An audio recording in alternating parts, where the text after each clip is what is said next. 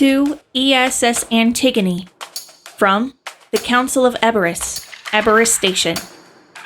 To the unidentified individuals in control of the ESS Antigone, we request that you identify on whose behalf you have hijacked a military vessel and for what purpose you have taken it.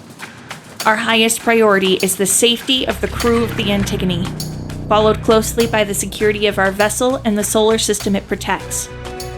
We are interested in negotiating for the safe return of the kidnapped crew members and hope to establish open lines of communications with you. To Rook, we ask that for the time being you continue to evade capture and acquire any additional information regarding the identities of the hijackers or the current course and destination of the ESS Antigone. We hope to receive this information either from your next message or from the hijackers themselves. Know that we are taking steps to ensure your safety and regain control of the Antigone. We eagerly await your response. Signed, the Council of Eberis.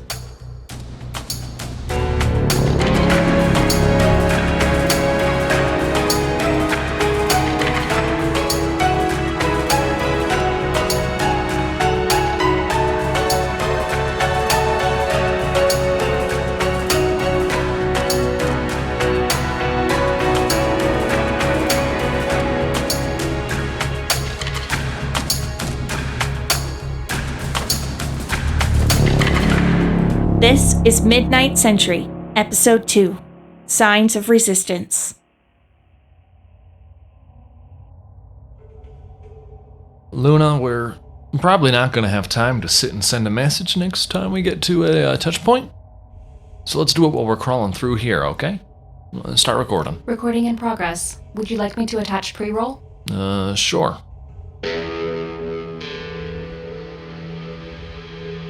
Well... Okay, so, what part of I'm not doing any heroics don't you understand? Look, I've heard your message. I've evaded capture so far, but they're out looking for me. They've playing it safe now. No one's going anywhere alone. They learned not to underestimate the guy with the gun. Makes my job a little bit harder, though. Just moving around when there's two pairs of eyes and ears makes it a little bit more difficult to get past people unnoticed. I've been bouncing around the last couple of hours, just staying on the move. Caught a little bit of a nap back there. Not too long, though. Had Luna wake me up, and, well, it sucks, but you have to try. I've spent the last couple of, 8-10 hours, something, doing the best I can to just get a lay of the land here. Figuring out exactly where they're at, how many are coming around, see if there's any more than 17 of them. You know how it goes. Well, I take that back. You're a bunch of suits sitting in a fancy room. Probably don't know how it goes. Well, let me just tell you, my muscles ache, my mouth is dry. I've needed to go to the bathroom for about 6 hours now, but there ain't much chance to go, you understand? Literally would be caught with my pants down if I were not super careful about it. Flushing will let them know where I'm at, and then, well, I'd have a hive of angry people with guns descended upon me in just a matter of moments, so I just gotta do my business and leave it there. I apologize if it's too much information that you're getting here, but let's just say, I hope you appreciate what I'm doing up here. I managed to scrounge some food, made my way around the kitchen, found the stuff that didn't come in wrappers. You know those old people at the theater, when they pull out the little thing to suck on, and how it sounds like a whole damn battalion's coming down on top of you? Yeah, that's the case here. I'm just like that, but instead of a theater, I'm in a ship full of a bunch of people who want to shoot me, so, you know. I made a stop by my quarters to grab some sheets, tore them up, and used them to wrap my equipment in so it doesn't clatter around as I'm crawling or moving or sliding. So now that I've got scraps of blue and white fabric wrapped around me and my stuff, well, I look like either a really bad mummy from those old holovids or like a Riken cloud in the Riken sky. There's nothing glamorous about it. One dude and the little automated assistant on his phone hiding out on a spaceship. What? I'm detecting blood. Are you all right? Just a little bonk. Blasted Why piece do you not of... wear the helmet you are carrying to protect your head? It's too small, dang it. Plus, what would I do with my hat? Gotta be carrying I something. recommend silence.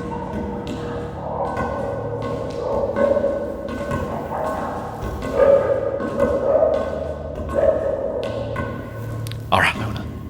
I'm gonna slide you over my shoulder and you're gonna keep your eyes peeled for any lunatics with guns. You got it? Negative. I do not have eyes, so I cannot watch behind you. You've got a camera, damn it. That's basically the same thing. I understand. Who programmed you? Do you mean my hardware, my operating system, or the body of programs that allow me to function? What? Let me restate. What do you mean when you refer to me? My hardware, my operating system, or the body of programs that allow me to function? Don't go getting existential on me. Anyways, as I was saying, just understand that I've got to move really slow. The worst thing that could happen is I get impatient and then slip up, give myself away, and wind up looking like a piece of Swiss cheese after they unload their automatic weapons on me. Hold up. We're coming up to another junction. You know, I have a love-hate relationship with causeways and corridors with long sightlines. On one hand, I know people aren't nearby. On the other, I got nowhere to hide. Hey, if any future spaceship designers are listening, why don't you make some sort of like hatch or system that makes it really easy for guys like me to just hide and crawl around? Okay, been able to just be doing some listening. Every now and then I'm able to pick up something from this helmet and this comm set that we picked up here. Not tons, but all of them go by call signs. A Z is in charge, Beta 2, Alpha 1, and Echo 1 was getting shoot out something fierce. The guy I blipped was Beta 1. Though we caught 2 of them. Delta 2 and 3? Say something else? Luna, what was the name I told you to remember? One hijacker referred to another as Jeff. Jeff. Thanks. Jeff and his buddy were looking for not me, but someone else. Looks like I'm not alone on here. I found out what that explosion was. The one when I said was a breach-in charge. Somebody blew themselves out of the armory. I'm probably armed now. Someone who's not with the hijackers. What do you know? I don't really know who's still accounted for or not. I can tell you this, they're worried about both of us. At least just from the little bits of conversation I hear echoing down the halls. I've been putting in a lot of effort to try and find this other fella. No idea how to get a hold of him or anything really. Just hoping that we get lucky and the other guys don't. But so far, as best I can tell, he hasn't gotten captured. When you said you were sending people to come take care of it, I hope you mean a ship of some sort. Alright, here's the port. I am not designed and to... you're connected. Start uploading this. Upload in progress. Now see if you can't put out some sort of broadcast signal, something. All frequencies, just a second long. Hopefully, if your help is anywhere even in the solar system, they'll have been able to see my little radio burst go out. I set the thing to full power, all frequencies, just 1 second long. Once your ship is there, I'm gonna go find somewhere to tuck myself away. I've got a couple ideas actually. I'm pretty sure they won't find me immediately there, but obviously, one can only hide in a little ship like this for so long. Now that I've got a beat from the Council, then I'll just say next time you'll hear from me will be in a secure channel, so I'll be able to give you actually information about what I know. Unfortunately, I know some things that will give away how I've been moving around through here and doing all this, if I tell you. So, it's gonna have to stay on the down low this time. I can tell you that they mostly keep themselves to the security station, undoubtedly looking for me, to the bridge, to the communications room, and got prisoners in each of those locations. I hope you don't mind if my friend, the guy with the breaching charges, and I do some remodeling to your ship. I figured that, you know, our safety and the safety of the lives of everyone on board is more important than a couple million checks worth of structural damage, you understand, right? No hard feelings. Now, I've done basically everything I can think to do here to help you out. I've risked myself far more than I would have liked too many times to be able to try to get some of these signals sent. So, hopefully you've got a bead. Hopefully you've been able to triangulate our position. Come get us? Yeah? Can I have your attention? There are 2 of you on board who seem determined to cause some trouble. For a stowaway and a chef, you really impressed me. Outwitting my operatives and getting your hands on some weapons. You've earned yourself this offer. Gentlemen, surrender, and we'll lock you in the officer's lounge, where you'll be nice and comfortable. Take it as a sign of my respect for you. Otherwise, you'll be sent home in a bag. The choice is yours.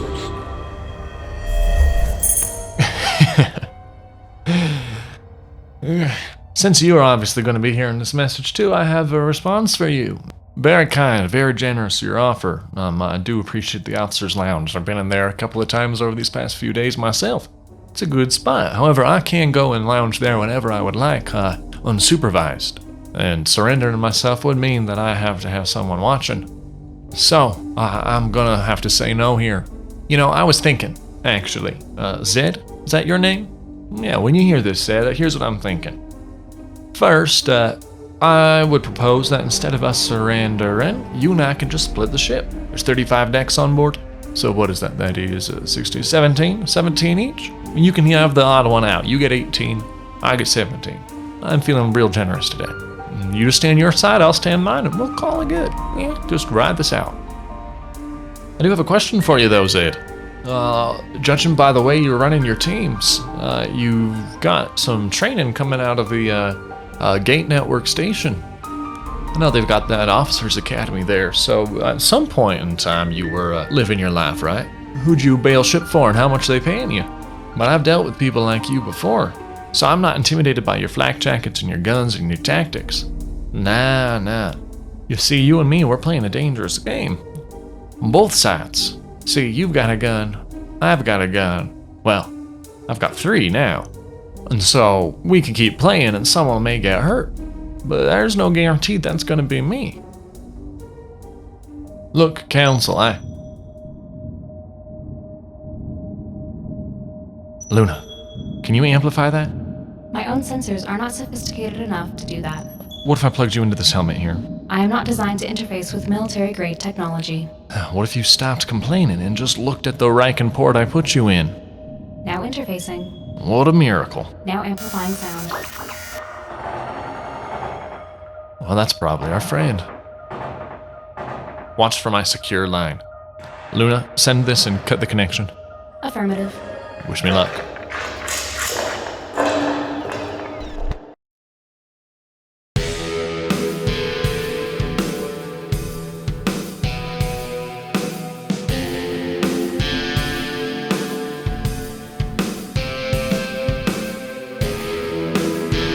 Thank you for listening to Celestial Horizons Midnight Sentry.